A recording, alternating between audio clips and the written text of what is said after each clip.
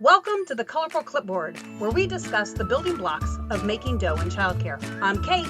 And I'm Carrie. Welcome back to Colorful Clipboard. Today we are going to talk about staffing benefit. Okay, Carrie.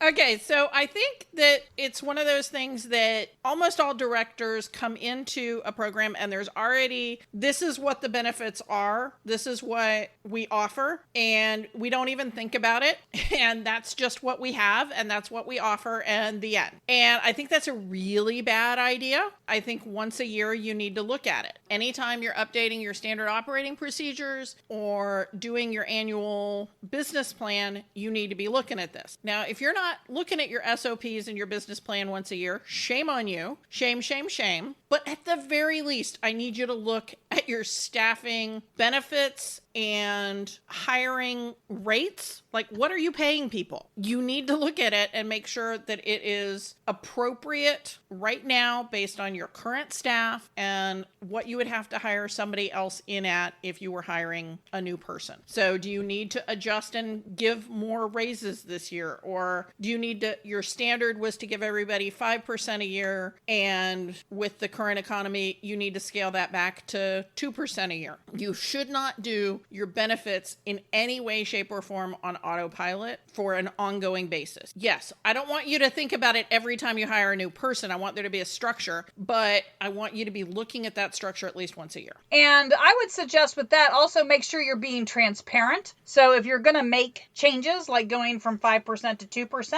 in addition to it being in your employee handbook, have a staff meeting, have a phone, have a conversation with folks. If you're supposed to give raises after 30 days, 90 days, 6 months, 1 year, again, have conversations and have a written plan. It doesn't mean that you have to share the written plan, but you need to be consistent. So I took on a center, and there was a person working at that center who, when I took on the center, she got 2 weeks of paid vacation in addition to the 2 weeks of paid vacation when the center was closed, and she worked in the infant classroom. Okay, so she got 4 weeks of vacation. I just want to clarify that. 4 weeks of paid vacation and 1 week of paid time, of sick days. So Wow. She had a total of 5 weeks because she had been with that center for a number of years. And she worked in my infant classroom. And I, at first, was like, how am I going to make this work financially? But then when you looked at her actual pay rate, her hourly pay rate was not that high because she'd been hired 10 years ago. And so she was hired at a pay rate from 10 years ago and had gotten annual increases, but it still wasn't what I would have to pay a new person coming in who had 10 years of experience. So when you looked at her pay rate, Carrie, what all did you look at? Did you look at her annual salary, her hourly salary, so I was looking at her package? What did you look at? So, like I said, I looked at her benefits package and just about choked. But then when I looked at that in combination with her hourly rate, it actually came out at about equal to what the relatively new hires were earning altogether. And at the time, she didn't have any children at the program, so that was great. So I didn't have any discounted childcare. I just had the 5 weeks of paying her to not be in the center. She then, about 2 years later, got pregnant with a child that was more than 10 years younger than her next youngest child. And so we looked at childcare and, what did she have to pay? But I had the conversation with her and said, typically you would get 50% off for this child, and that would put you at this point. I can't afford, because we were in one of those recession thingies that we've been hearing a lot about. And so I said, I can't afford to give you 50% off tuition and your annual raise. And I need you to schedule your vacation time during your maternity. She was like, great. She didn't have any problem with that because she was afraid that she wasn't, that I was going to have to roll back some of her vacation.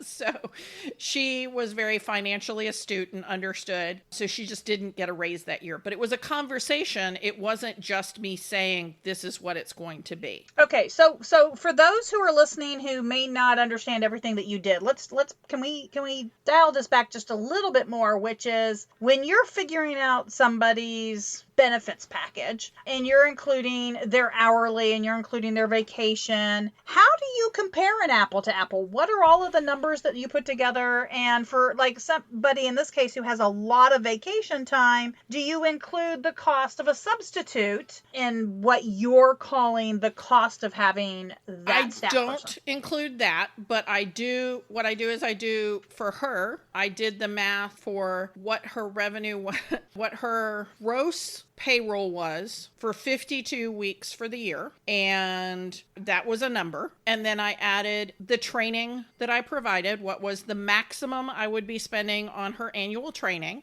I put into my numbers also the meals that I provided her. I included her, so the vacation was part of that 52 weeks, right? And then I also included any other benefits, like I gave everybody shirts and we had health insurance and we had vision and dental. So all of that. And when I put in the insurances, I put in all of the employer contributions to that. So that's usually 80% of the total cost of that benefit. And if that person has discounted childcare, I put the full value of the discount that they get. So if they were, for easy math, if it was $1,000 a month and they got 50% off of that, that's $500 a month times 12 months, which is $6,000. So that goes into the spreadsheet as well. And when I make an offer, I put all that in there when I'm offering somebody a job. Okay, so when you said you inherited people, if I remember right, you actually made everybody re-interview, and so everybody got this new offer, so they all saw this all spelled out. So just for my sake, I'm just going to play with some numbers just so people can hear me say it. So let's just say that you had somebody who got paid $10 an hour and she worked 40 hours a week, and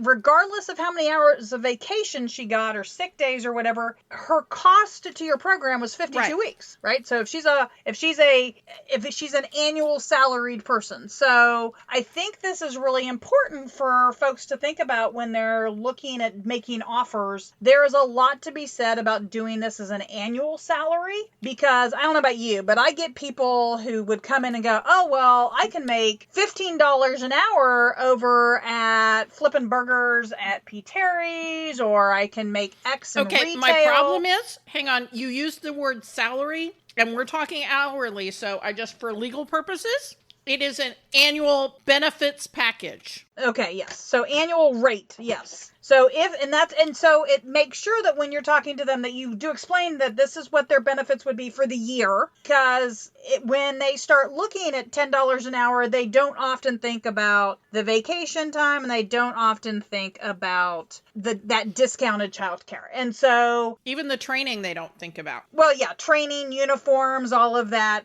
which again, if they're switching industries, some of that doesn't apply. So, right, but they would have to pay full rate childcare. Right. So I used to get a lot of people that would come in and want more pay because, well, they can just go over to this restaurant and make $12 an hour, or they can go to this retail place and make $13 an hour. But when I had conversations with them and kind of did what you did as far as explain the money part, they would forget about the vacation and they would forget about the childcare. So if you are not doing a written offer to your staff, please make sure you do a written offer and keep a copy of it somewhere so that you know what you've told them and dated. I'd even have them probably sign it so that there is basically an acknowledgement that they saw this piece of paper and that they saw this offer. I mean, they can take a copy, but I'd like them to sign it. Absolutely. As and well. I think a lot of centers say, well, I can only afford to pay $10 an hour, and so I'm giving people free childcare because it's all I can do. Okay, if that is $1,000 a month slot, if somebody is paying tuition, then you have just given them $12,000. So I'm gonna take out a calculator. I've already done it. It's over an additional $6 an hour. So if they take $1,000 slot a month, you're giving them, instead of paying them at $10 an hour, you're paying them at $16 an hour if they were going to be the butt in the seat. So you need to make sure that you're doing that math. So I am a math person when it comes to butts in the seats, kids in the classroom, and programs understanding I had one program that really, they had done their budget, they had done this great job, but they couldn't figure out why they couldn't make ends meet. And we started looking at the amount of discounted free childcare. And, they were giving away almost 25% of their full-time equivalents in discounted childcare, which meant that doing their budget at 80% occupancy, they were never going to be able to pay their bill. And okay, so say it's not $1,000 slot. Say it's $150 a week slot. If they're working full time, it's $3.75 an hour. So instead of $10, they're making almost $14. But how many of the staff who are getting your discounted childcare are working 40 hours a week? What I hate from a budget perspective is the person who is working 23 hours a week and getting 50% or 100% off their tuition, because if you do it that way, it's double the amount of hourly benefit. So instead of taking them to $16 an hour for that person that taken the $1,000 slot, if they're only working 20 hours a week, they're getting $22 an hour. And that's if you offer no other benefits. You don't offer health insurance. You don't offer that you pay for all of their training. You don't offer uniforms. You don't offer transportation. You know, all the other things that we do. Even if all you're giving is free childcare for $1,000 and they're working 20 hours a week, they are getting paid $22 an hour. And I will bet you that the director is not getting paid $22 an hour. Absolutely. So definitely, if you haven't done this on every staff person, I would do it today. I think it is well worth it for you as the director or owner to make sure you are very aware what your staff cost you. And the reason we really push this, you looking at this, is because we both have run into scenarios, both personally and with clients that we've worked with, that folks are struggling to hire. They're struggling to look at their budgets. And, if you have staff that have multiple children or staff that work part-time, but the kids are there full-time, which is kind of what Carrie was talking about, it might be different if they're part-time, because then they're only getting a part-time But do discount. you have somebody, depending on how your do you program, have somebody for the other half of that slot? Yeah. Do you have a match? And that might be a real interesting topic. The more I've thought about this, the more I think what makes sense is to say that you have X amount of discounted childcare for the year and put a dollar figure on it, because if you hired that college student and part of what you decided you could pay them was based on the fact that they weren't going to require discounted childcare and they were still on their parents' health insurance, and all those other cost-saving elements of hiring a person who is 21. What do you do if that 21-year-old gets married and or just becomes pregnant? Or, if it's a male staff person, their partner becomes pregnant. Now you're paying that person more because they were cheaper, but now they're really, really expensive because they were higher per hour. Plus, now they have the discounted childcare. So putting the benefits package together at the time of hire and saying you have up to $6,000 in discounted childcare for the year, then it doesn't matter whether they currently have children or they never have children, or their children are school aged or whatever, or they have grandchildren. They can use up to that $6,000. They can't use more. If they have 12 children who all want to come to your center, they each get $50. Okay, so here's a question with that. Let's say, because I've had this discussion, it kind of goes with the whole, back in the day when smokers would want to go take a smoke break, and, they'd end up with 2 hours a day of breaks and everybody else had 30 minutes. If you are a college student who doesn't have children, are you paid, that six, do you have that $6,000 difference? I mean, do you get some sort of, I don't have children pay rate? Because, people do, even though people should not be talking about their pay rates, again, this is one of those things to make sure as a director that you're really clear on how you've come up with what you've come up with. Because if you have two people who have a conversation who feel like they have the same background and they're making the same pay, but one's getting a free child, if anybody's getting a smart smarts, they're going to pretty much feel like, hey, wait a minute, she's got a free child and I'm making the same she does. And I see downsides to that.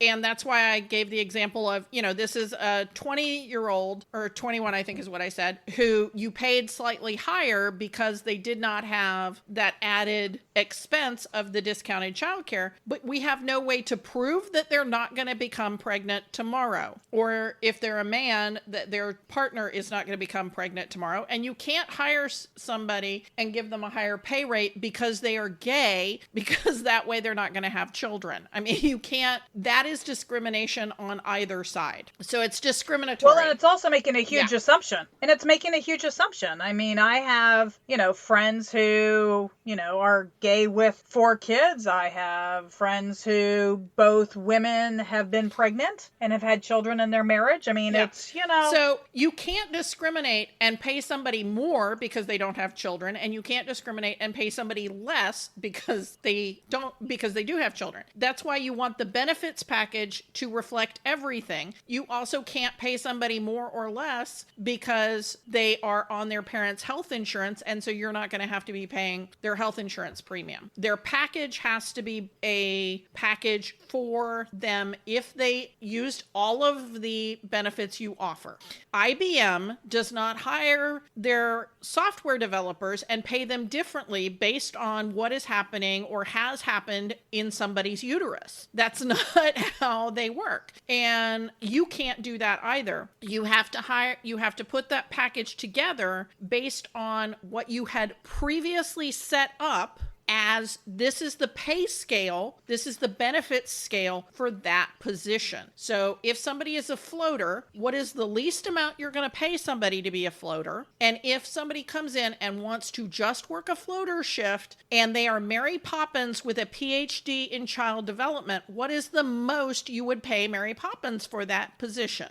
I'm not going to pay $15 an hour for a floater position. I'm just not going to do it. So what is the most you would pay that floater? And then when you're hiring somebody, and I'm not going to give them full benefits and a free child and all of that because a floater's not working 40 hours a week. So at 20 hours a week, which is what most floaters work, is somewhere 20 to 30 hours, they're going to get some childcare benefit. They're going to get, whatever you do as far as your insurance. And that has to be a range from the person who is just 18 and passed a background check through a Mary Poppins with a PhD in child development. What is the least and the most pay package, benefits package that you would do for that position? So it's not determined by what has or has not happened with a uterus. Does that make, am I being too rough there?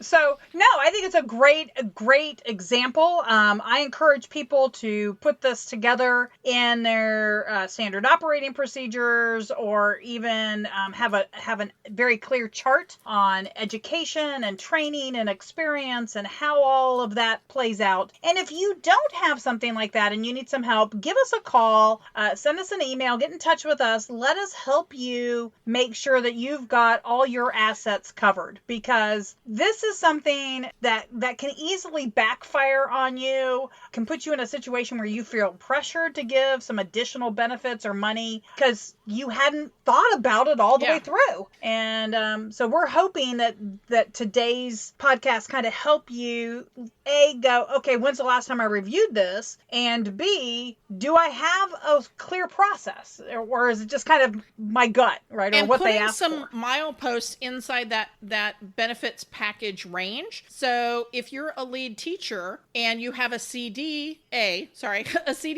then the minimum you're going to earn is X, and the minimum amount of benefits you're going to get is Y.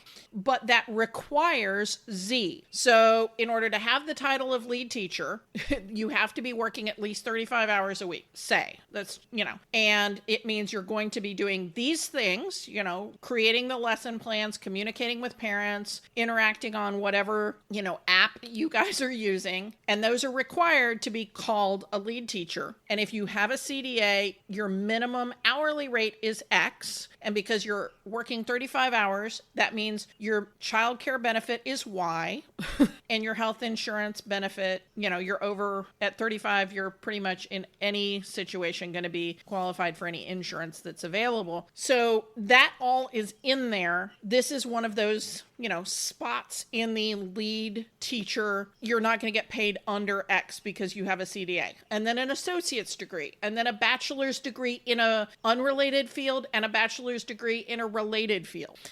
You can have all of those as markers in that thing, and somebody can earn the bachelor's degree rate even though they just have a CDA. That is saying that that's the minimum that they're going to get. I was going to say, yeah. So you need to also make sure that in your chart, you've also included experience as potential substitution. So somebody may not have a CDA, but maybe they have 15 years in childcare. So they've been doing their annual training for 15 years. Absolutely. So they probably could qualify for a CDA, but they, for whatever reason, weren't directed that way. Or maybe they had one and they couldn't get the official CEUs to keep it. Yeah. Or whatever those things are. So please make sure that when you're thinking about the chart, always have experience translations if you can. And then also, if you're a Head Start program, you can't swap them out, and in some states you can. No, but in a Head Start program though, they've probably pretty much handed you everything you're going to get to do. You don't have any say over your benefits package. But there are states where you can't have the title of a lead teacher without having certain paperwork behind you. Absolutely. So, all right. Well, that is today's podcast, and we look forward to talking to y'all next week. Thank you for listening to Colorful Clipboards. Connect with us on social media at Colorful Clipboard, or send us an email to hello@colorfulclipboards. Send us your voicemail with your own questions and stories. If you want to keep learning with us, visit Texas Director, where we continue to have seminars, licensing, programs, and more. This show has been made by me, Carrie Casey, and Kate Young, with assistance from Hallie Casey and Marie Young. If you learned something today, share the show.